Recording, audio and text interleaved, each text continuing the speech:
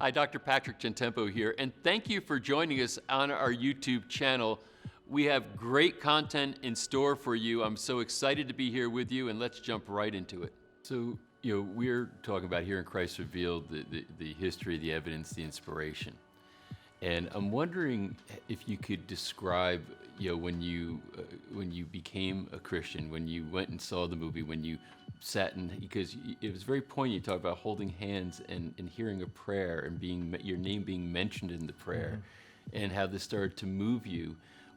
How would you describe that inspiration that had you commit, and that commitment has held for all these years and has served you in many ways? Well, the one thing that struck me the most is the personal relationship that people have with the creator of the universe. See, for me, God is holy. We are here. We want to talk to him. We have a book. We need to read certain things. We need to say certain things. If you want to go to the synagogue, you stand, you sit, you pray, you fast, you do, you go, you don't. All these things are just rituals. Right. And I remember the first book I read is Isaiah. And the first chapter I read is Isaiah 1. And in Isaiah 1, I was shocked to find out that God told the people of Israel, I hate religion. I hate the way you do things. Your appointed feasts, your Sabbaths, your new moons, your holidays. You know what he said? My soul hates. And then I wondered, wait a minute. This is the God of Israel telling the people of Israel that something is terribly wrong with the way they conduct themselves with him. And God says, wait a minute. You first need to wash your hands, clean your heart, take care of the widows and of the orphans, and do righteousness, and then come to me, and now let's reason together. Yeah. Now let's see. Now I realize that's the God I want to serve. The God of not religion, but relationship. And that's the thing that struck me the most when I first came to that family. Over lunch, I saw a relationship between people and God. They close their eyes and they just talk to him with the full confidence that he's there, listening and answering.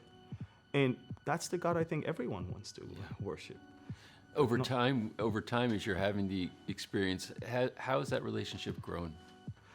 Look, well, right after that, I've seen the good hand of God, even in my military service, even in my officers' academy, when I would go to navigate in the middle of the desert, in the middle of the night. It was pitch dark, and you couldn't see anything, and then I lost something, and I prayed, God, where is it? And then somebody 2 hours later will come and give it back to me in the middle of the night, in the middle of nowhere. The little things. I'm not talking about the big things. I'm talking about the small little things that I ask God, please help me. I'm always remembering, I'm reminded of the relationship that David had, King David had with God.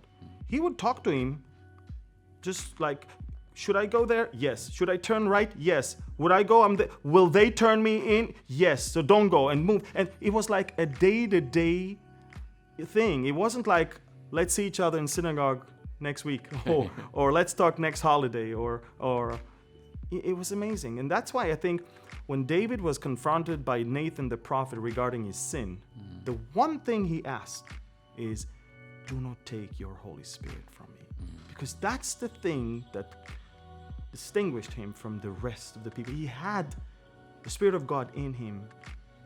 He had that personal relationship with him. And he knew, I cannot do anything without it. That's why we are told, I can do all things through Christ, but I can do nothing apart from him. So I learned that in almost every step of my faith as I continued my journey.